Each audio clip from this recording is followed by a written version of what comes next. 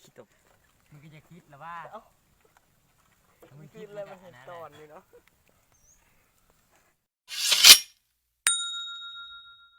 อธิบายสูตรเลยรสสั้นกันแดดจากธรรมศาสตร์หมุนๆก่อนแบบแรกฮะแล้วก็มากอยน้ำนิดๆรับรองกันแดดได้อีหลี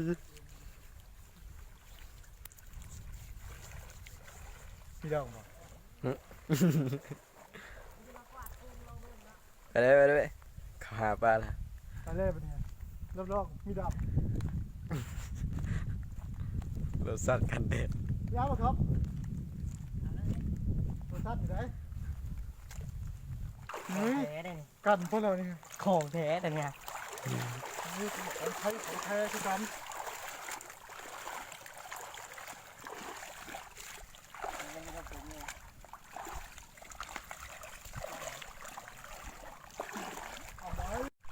เล่นไงอ้าวมันสิครบมือค่อยนี่ฮะนี่ เห็นแล้วมันอันนั้นเลยมันดักซุ่มอยู่ มันรักซุ้มมะม่วงซุ้มอยู่ มันก็ออกมาที่ดีนะก็ได้ หมูก็ลอยเยอะมาเบิ่งเลยก็ ไอ้ห่าโอ้เมื่อตีมันน้องเมื่อ ให้ละ มักเนี่ยอะไรกับปูอะไรเนี่ย กูเอาอยู่แต่นี่ก็ยังไง ตีเทล่ะ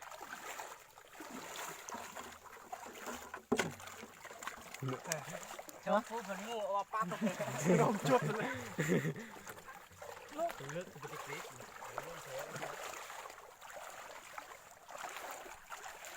เป็นยานอยู่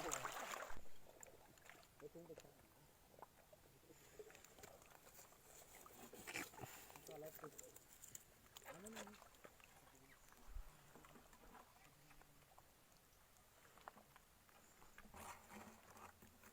ตุ้นเอามาที่มันก็ดีมอจ่อขนาดนี้ เอามาแต่ซิเลอร์นะบอกมาแต่ซิเลอร์นะ เอาขึ้นมาแต่นี้นะเอาไว้ ฮะ ของแท้ ของแท้ป่ะซิเลอร์ฮะ เยอะๆมันละไป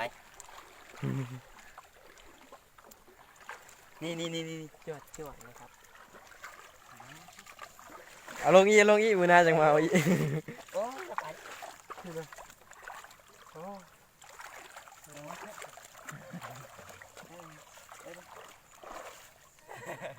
ดีนะสวัสดีนะโอ้โหผู้ที่ของเสื้อเข้ากันจริงเข้า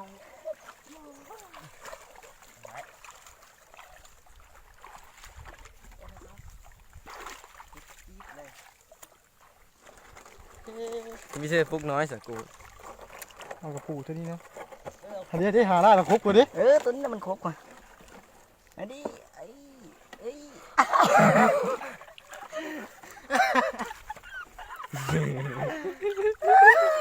ไปเลยนะตายฮะเลยจู ตัวนี้มันครบกว่า มึงดูมึงสั่งสอบดูมึงเดี๋ยวชื่อไว้เหมือนจะไม่ได้ถูกกู ตัวนี้แหละมันครบกว่าครบไม่ได้ยอมปล่อย เฮาไว้ได้เหมือนเลย โคตรเขียวมันคม เฮาได้เหมือนกัน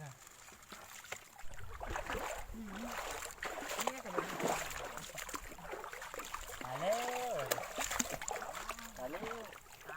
ได้ยังบ้า ซิเลอร์เบิ่งในกระปูอะกระปูกันแล้วเนาะ โค้งชุดแล้วอันนี้จะไปใช่ยังบ้าจะไปใช่ยัง มาถ่ายคนรอดูแล ไปบอกแม่นาเดชไปเด็กกระบอกปฏิเสธ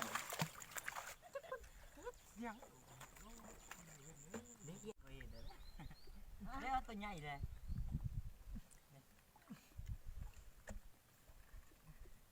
รู้ที่กูพัดมาไม่ได้หาพอสวย วัดวางเปล่า พัดน่อง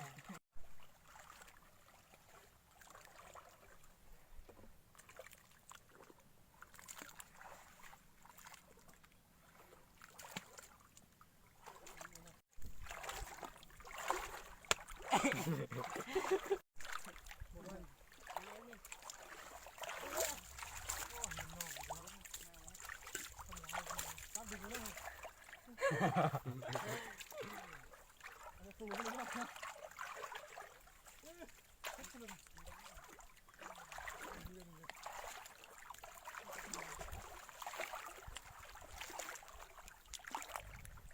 อาขี้กระเด็นไปกิน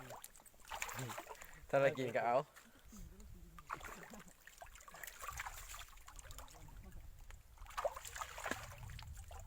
โอ้สาวแหล่บ้านนา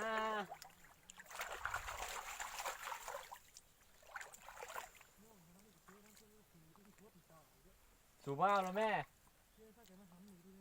เอาเว้นไปได้ยิ่งกว่านั้น แกะมือ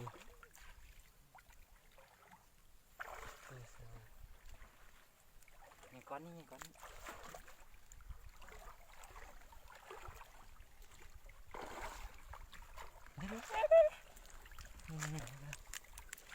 เอาเลยเอาน้ำคุณเลยโอ้สาวแหล่บ้านนามันงูเบิ้งไปนี่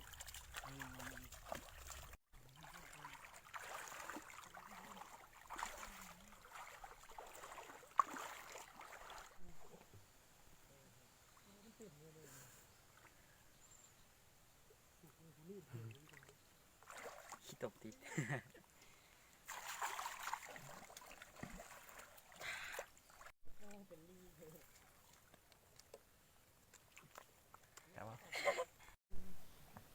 โอ้สาวแหล่บ้านนา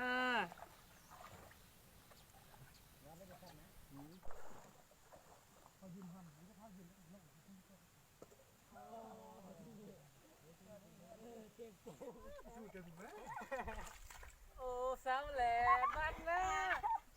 ว่าถือโอ้โหเจ็ด นี่ ว่าถือนะ นะมันเริ่มมีเลยนี่สิ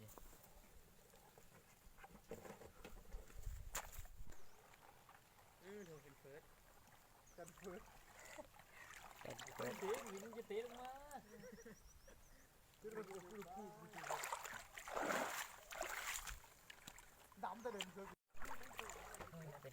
หูมีปลาแน่นอนโอเคนะ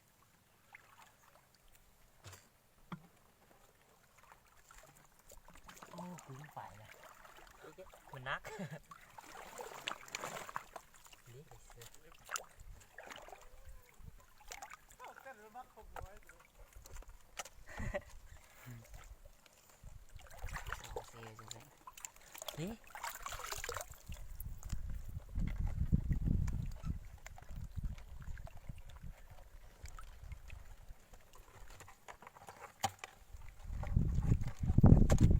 มาได้ปะ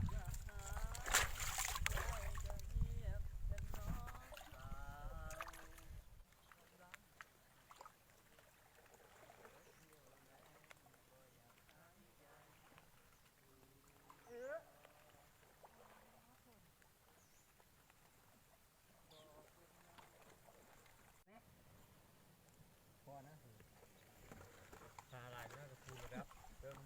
แค่พันขนาด ดูเมื่อดอก โอ้สาวแหล่บ้านนา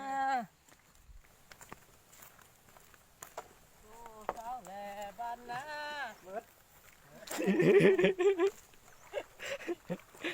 หูจักแต่ซับนี้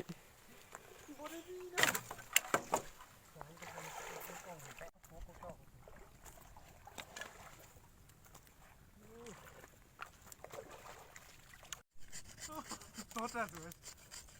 โอ้ผมยังคน นี่ที่สวย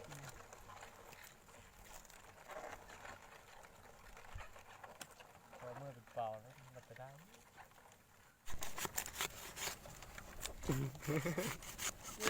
บุยพาบ่มอมีสมัยตะกี้เขาเอ็นอันนี้บ่ แบบนี้แหละต้องเหี้ยหอมนี่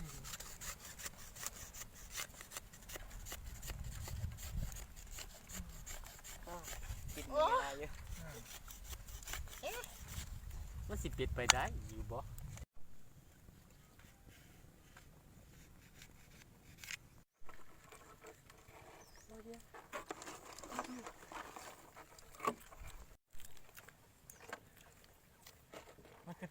เด้อ ไม่เช่นขี้เข้าไปนี่ มึงก็จะคิดแล้วว่า มันกินแล้วมันเห็นตอนนี่เนาะ อู้คือคนนี่ลุงเอ้ย